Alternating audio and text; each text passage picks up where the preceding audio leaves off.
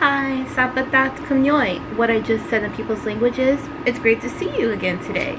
Hi, my name is Cher and I am the Indigenous Seamstress.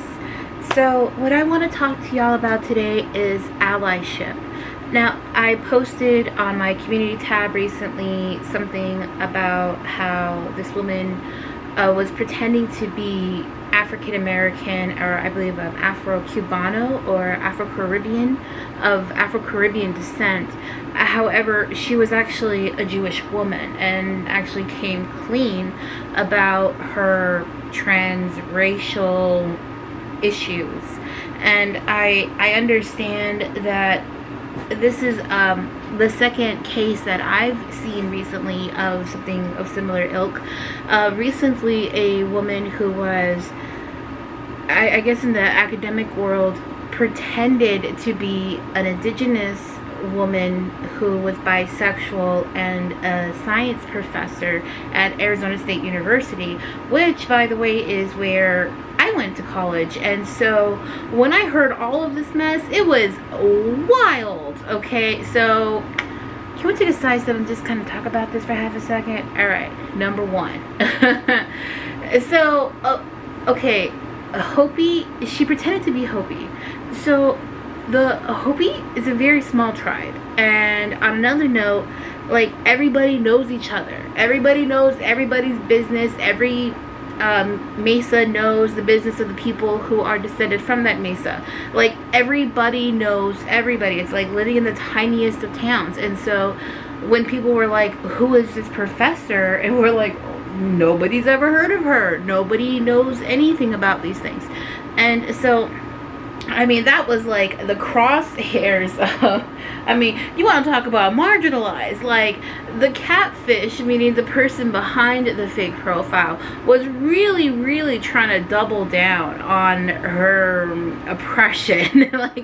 I mean, not only was this person an academic, meaning that, you know, there could also be issues brought up about whether or not obtaining a higher education rids oneself of their traditional knowledge or cultural tastes or cultural activities or things of that nature. It's often been said that there's like this stereotype that if, you know, as an indigenous person, if you go out, branch out, and get a higher education, you are putting aside your cultural teachings in lieu or in favor of more, I guess, European American style of life or paradigm shift or that nature.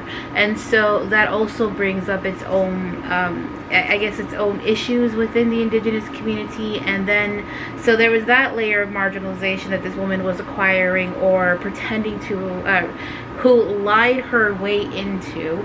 And then of course this person was pretending that this caricature that she had made up was bisexual, which is also a marginalized community within the LGBTQIA2 Spirit Plus community. And so not only are they a member of the LGBTQIA community, which can also have which also experiences a vast amount of marginalization on its own, race put aside. Now this person was bisexual. Within the LGBTQIA community, bisexuals are often ostracized and talked about, sometimes in a negative way, by my own personal observations and the conversations I've seen of the LGBTQIA2 Spirit Plus community amongst themselves. I have been privy to some of those conversations, and it often appears to me as if there is some marginalization towards bisexuals. And so, and then they're indigenous, which is, you know, of course, a marginalized community all on our own. You know, we can list them all, but let's just all agree. Indigenous people are the indigenous people of the land that is now the United States of America are most certainly marginalized in mainstream American popular culture. And then on top of that, this person's caricature that they had made up was also female. And women, put race aside, put gender identity aside, well, I guess we can't put gender identity aside, put sexual orientation aside, you know, put a lot of these other ways of defining a human being, put all of those characteristics aside, just looking by a male, female, women are the marginalized. Between the two genders, women are the one who are more oppressed. So, I mean, this was just the Dagwood sandwich of oppression. And, you know, and what tripped me out the most was, like, I know people who fit those characteristics. I know, you know, queer and LGBTQIA2 spirited academics. And, you know, that is a difficult path to walk. I do know Indigenous academics, same thing. You know, I was educated by Indigenous academics, obviously. And I understand, you know, like, to me, that's what strikes the hardest chord, was that this was supposedly also a keyboard activist, the caricature that this woman was pretending to be, and this catfish account. And then there are other cases, the most famous of which is Rachel Dolezal, who had pretended to be an activist within the African American community. And it's very interesting that these people who acquire this identity that is outside of their cultural upbringing, suddenly, like, oh, this is what I am, and make the argument that they are transracial, meaning they were born in one race and now they feel that they are another.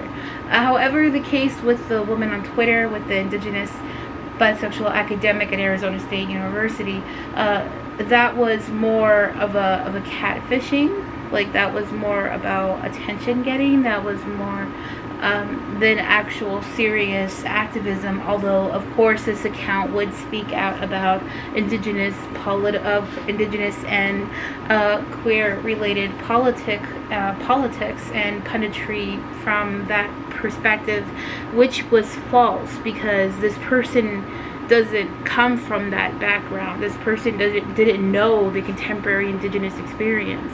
This person didn't know what it was like. I don't want to speak to her sexual orientation because, quite honestly, I'm not aware.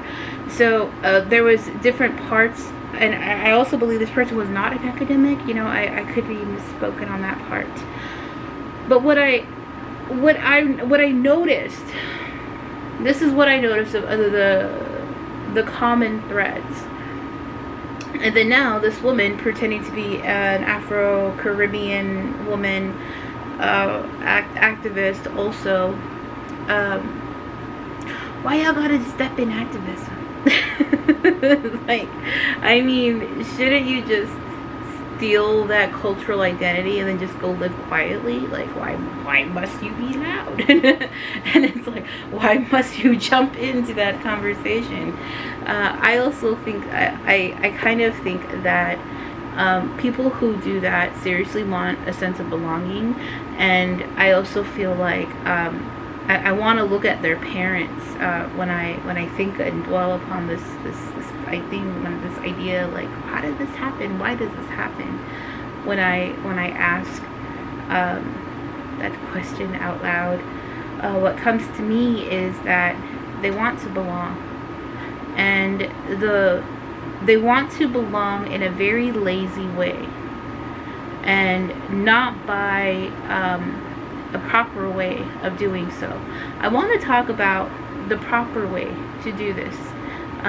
There are ways for people to approach a community of, I guess, I don't want to say a racial community, but that's kind of what I'm saying, or a group of people from a specific community, and, you know, become a part of that community, but be a supporter of that community, be an admirer of that community, be a proponent of that community, and choose no longer to antagonize that community.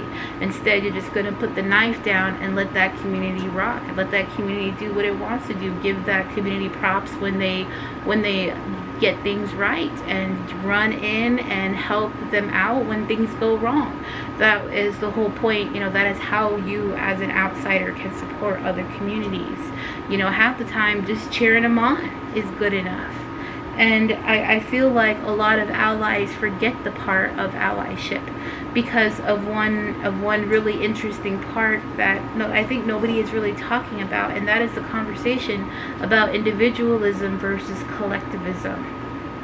Now, a lot of these groups, like the indigenous community, for example, the African American community, the Asian community, the Asian American community, all of those, what I want to say, like racial groups or religious groups or groups of people from who are descendants of people of the specific parts of the world. And but anyway, these communities are based off of the second word, community, meaning a group of people who put the community above themselves, and that is the very principles of collectivism.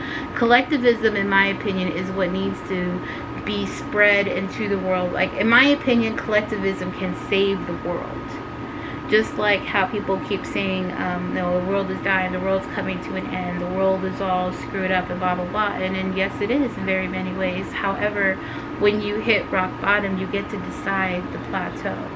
And so, that's one part of being at rock bottom. It's like finally your slate is clean. All those problems in the past, they no longer exist because we're working on fixing it for the better. And when we do those things, when we change our mind frame, it suddenly can click. And the thing about this land that is now the United States of America, it's Turtle Island. That's what we call it. If you look at an aerial map, it's slanted a bit to the side. It looks like a turtle. That's where we got the name. Actually, we don't really know how they got that. Well, it's their creation story, obviously. But anyway, let's not go there.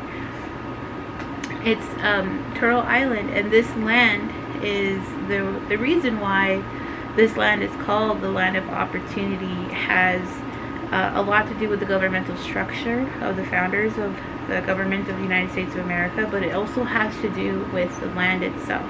That this land has been prayed over again and again and again, blessed again and again and again, been told to the Creator, thank you for this land, again and again and again for generations and eons. That's part of the religious experience, and so this is very, very well-blessed land. And the thing about well-blessed land is that it's very easy to, I don't want to say manifest, but that's kind of what I'm trying to say. It's very easy to, by just changing your mind, by just making a conscious decision, you can move forward with the rest of your life. That's what is capable, that is what is possible on land that is blessed again and again and again and again. When we destroy the land, when we hurt the land, when we abuse the land, that's when the blessings go away.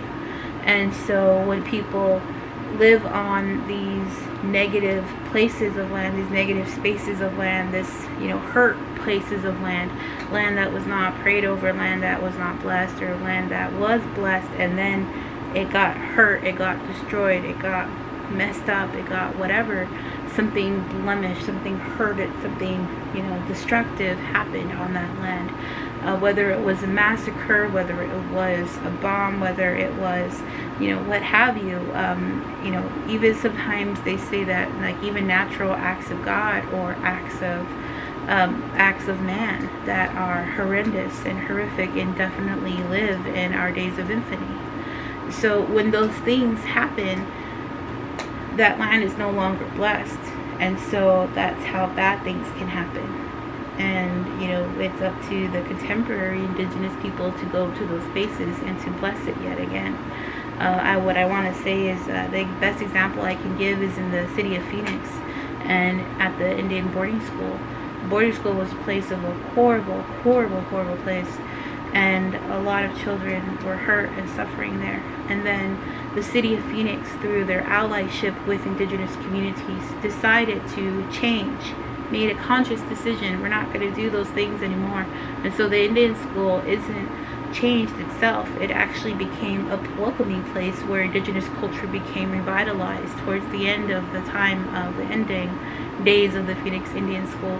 But after a while, the buildings remained, and it was through a partnership with the city of Phoenix.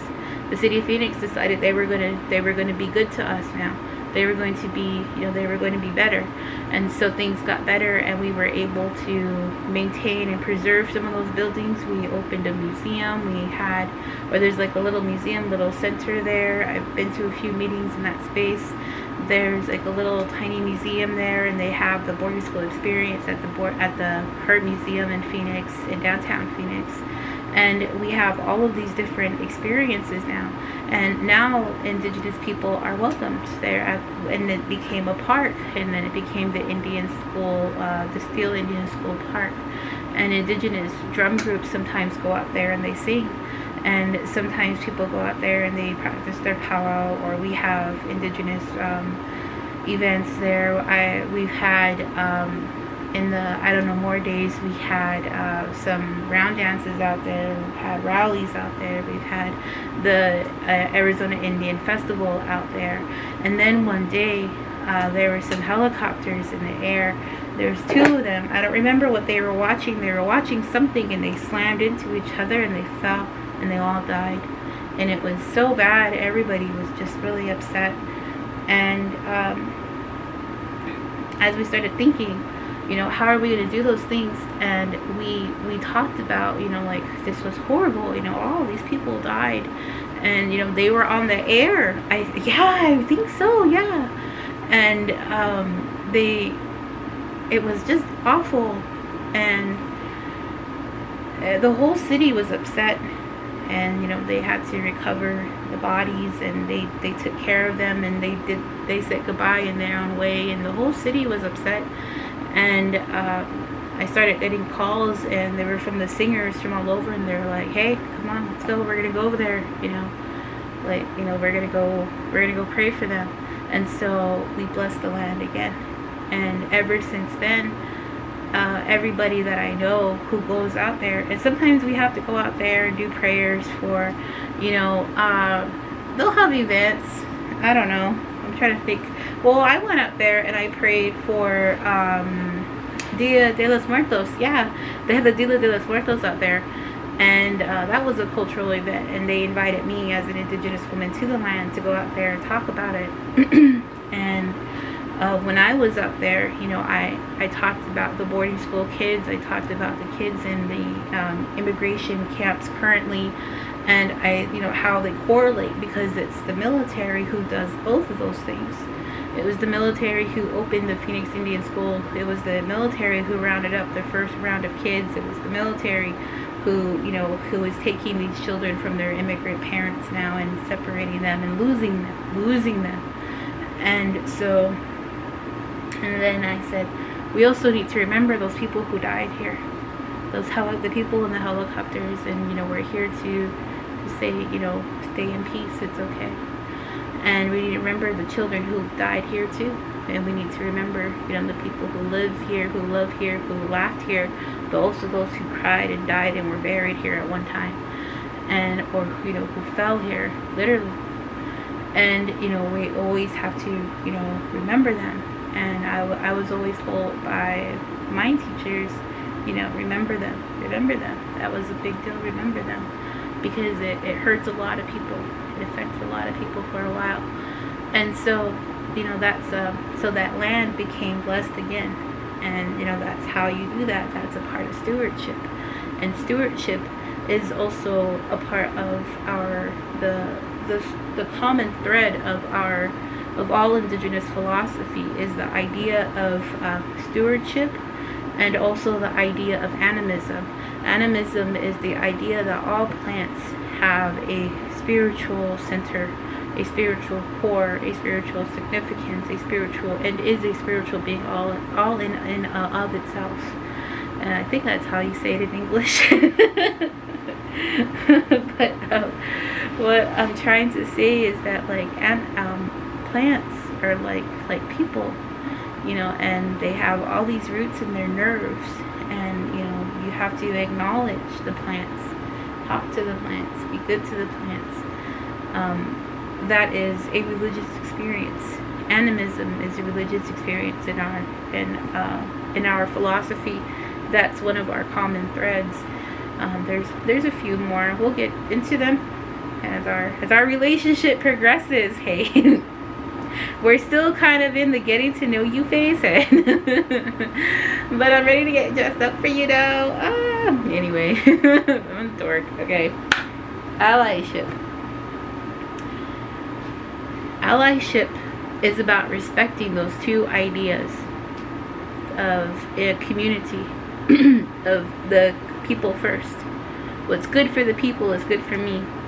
If I know that American popular mainstream society says that individualism is what should reign supreme, that, you know, me, myself, and I matter, you know, that guy, yeah, like that.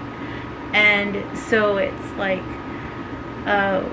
people have to put themselves first. You have to be in tune with your star player, etc., etc. I'm the MVP of my world and all this other stuff. And I understand that competitiveness in capitalism requires individualism, because it is only the individual who can actually spend money. And it is worshiping not the earth, which is the thing that keeps us all alive and sustains all of life, but instead to worship money, which is the perception of owning and being more powerful than the earth itself, which is utterly ridiculous if you ask me. But that's just based off of my biased opinion and the paradigm I was raised with. So allyship is the respect of stewardship. Stewardship is a relationship with the earth itself. Every human being can have their own relationship with the earth. Every human being, regardless of how you were raised or what you were taught or the things you know within the spirit of your soul, in the pit of your heart, just in the deep parts of your guts, every person can experience stewardship with the earth. You don't need to pretend to be a member of that tribe in order to feel stewardship with the earth. That's my point. Nobody needs to do that. The second one is community, is collectivism. The idea that the will of the people nothing should come before the will of the people. That what's good for the people is good for the person. In rhetoric like that, you don't need to pretend to be Cherokee in order to put your community first. You don't need to tell me about your Cherokee princess of a grandmother in order to love your neighbor as much as you love yourself. You don't need to pretend. You don't need to lie. Those are the two strongest threads in Indigenous philosophy. You don't need to pretend to be me. You don't need to pretend to be anything else but yourself in order to put stewardship is in the forefront of your thoughts every single time you vote, every single time you purchase something, every single time you pay your taxes, every single time you give to charity. You don't need to pretend to be of any color, any race, any sexual orientation, any label other than what you know about yourself within the spirit of your soul. You don't need to change a thing about you. You don't need to change your eye color. You don't need to bleach your hair. You don't need to dye your hair black. You don't need to wear certain pieces of jewelry. You don't need to appropriate of any other culture on this planet. I appreciate your admiration. However, the cornerstones of the culture you are trying to appropriate call for anything but a lying person. There is truth in stewardship, of respecting the planet you stand upon. There is truth in the acknowledgement of the vulnerability that this planet is actually reliant upon us. There is truth in the concept that our only purpose here is to help make this place better. There's truth in that. Those things can only have truth. You don't need to lie. there is truth in telling your neighbor, hey, I care about you. Hey, are you okay? Hey, how's it going? You know, I know this quarantine is wild, huh? So what's going on? You want to talk? There's nothing wrong with reaching out to your friends, even if it's on social media, even if it's on Twitter, whatever, what have you, and reaching out and being good to your fellow man and being good to your neighbors, and, you know, helping other people when you can. Don't hurt yourself. Always help, never carry. And, you know, always help until it hurts. So